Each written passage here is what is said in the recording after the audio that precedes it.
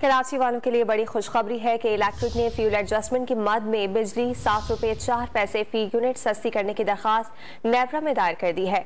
इसी हवाले से मजीद जानते हैं डॉन न्यूज़ के नुमाइंदे ताहिर शरानी से। ताहिर, बताइएगा कितनी सस्ती करने की दरखास्त दायर की गई है बिजली? देखिए के इलेक्ट्रिक ने नवंबर की माहाना फ्यूल एडजस्टमेंट की मद में बिजली ₹7.04 फी यूनिट सस्ती करने की दरखास्त नेपरा में जमा कराई है। नेपरा की जानिब से 27 दिसंबर को समाअत होगी और समाअत में के इलेक्ट्रिक की दरखास्त का जायजा लिया जाएगा और उसके बाद बिजली सस्ती करने से मुतालिक फैसला किया जाएगा। मनोअन कमी का के इलेक्ट्रिक सार्फिन को 10 अरब रुपए से जायद का रिलीफ मिलेगा।